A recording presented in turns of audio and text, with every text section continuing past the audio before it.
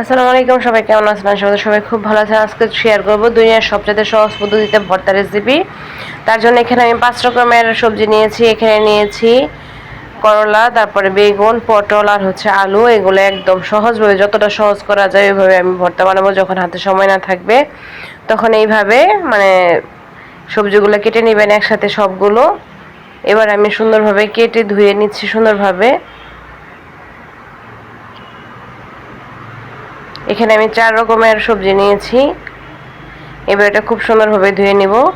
আর ওইদিকে আমি একটা রাইস কুকারে ভাত চড়িয়ে দিয়েছিলাম।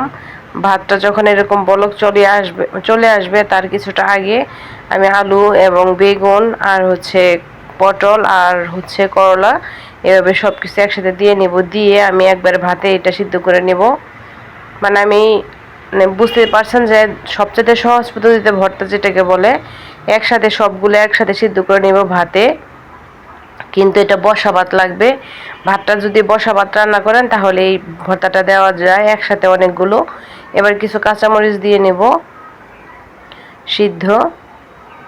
দেখতে পাচ্ছেন অলরেডি কিন্তু আমার ভাতটা একদম হয়ে গিয়েছে এবং যতগুলো সবজি আমি সিদ্ধ করতে দিয়েছিলাম সবজিগুলো একদম সিদ্ধ হয়ে গিয়েছে।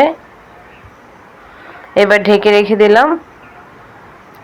কাঁচামরিচটা সিদ্ধ হয়ে গিয়েছে। এবার ভাত থেকে এগুলো তুলে নিব একটা ভাজা কাটার সাহায্যে।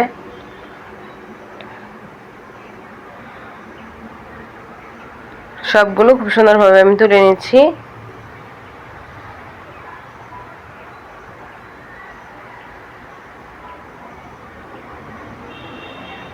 এবার শুকনো মরিচ ভেজে নিয়েছিলাম আর কাঁচামরিচ পেঁয়াজ কেটে নিয়েছিলাম। এবার শুকনো মরিচ দিয়ে পেঁয়াজটা খুব সুন্দরভাবে ডলে নিব। আর এই লাল মরিচটা দিয়েই এই ভর্তাটা দিয়ে আমি সবগুলো ভর্তা করে নিব। আর এদিকে পটল ভর্তাটা করে নেব আগে।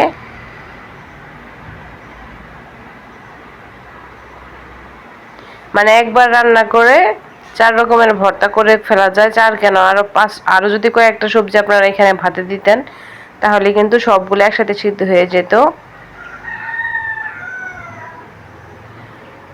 এবার সরিষার তেল দিয়ে নিলাম। এবার পটল ভর্তাটা করে নেব।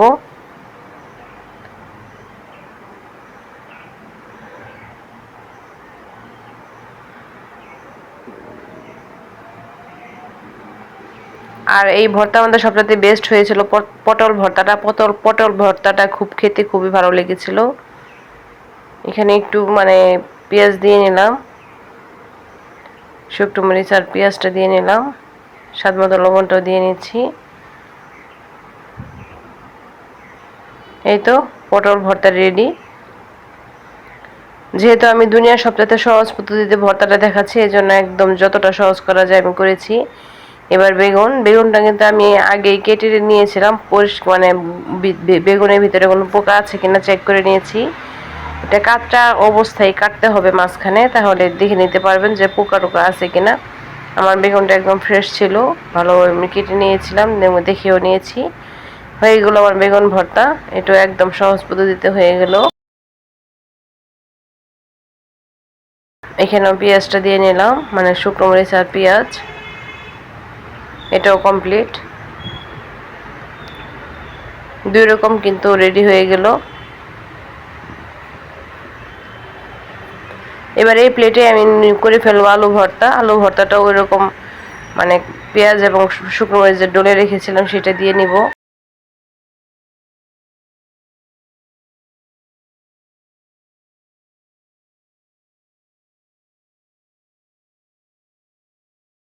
আলু ভর্তাটা হয়ে গেল।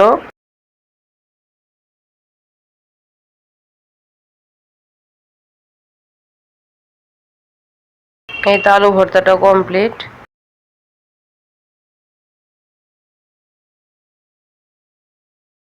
এইবার করে নেব করলা ভর্তা, উস্তা যেটাকে বলে। এটাতেও আমি পেঁয়াজ দিয়ে নেব আর 2টো কাঁচামরিচ দিয়ে নেব, সিদ্ধ কাঁচামরিচ। এখানে শুকনো মরিচ দিব না। আর আমাদের এখানে কিন্তু করলা ভর্তায় কেউ কাঁচামরিচটাই খায় না, কিন্তু আমি এখানে ভর্তা যেহেতু আমি রেসিপি করেছি তার জন্য এখানে 2টো কাঁচামরিচ সিদ্ধ কাঁচামরিচ দিয়েছি। এই তো করলা ভর্তা হয়ে গেল। ভর্তা আমার কিন্তু 4 রকমের ভর্তা কমপ্লিট। এবার বেগুন ভর্তা, তারপরে হচ্ছে আলু ভর্তা, পটল ভর্তা রেডি করে ফেললাম। তারপরে করে দিয়ে নিলাম হচ্ছে করলা ভর্তা। এবার মাঝখানে দিয়ে নেব শুকনো মরিচ ভর্তা। আর আমি তো সবচেয়ে বেশি ভালোবাসি শুকনো মরিচ ভর্তাটা, এটা দিয়ে আমি ভাতটা একদম খেয়ে ফেলবো মজা করে। আশা করছি এই সিম্পল ভর্তা রেসিপিগুলো আপনার কাছে ভালো লেগেছে। ভালো লাগলে লাইক, কমেন্ট, শেয়ার, সাবস্ক্রাইব করবেন। পাশে থাকার বেল আইকন অন করে রাখবেন যারা নতুন আছেন। নিত্য নতুন রেসিপিগুলো পেতে চ্যানেলটি অবশ্যই করবেন। আজ এই পর্যন্তই। আসসালামু আলাইকুম ওয়া রাহমাতুল্লাহি ওয়া বারাকাতুহু। আল্লাহ হাফেজ।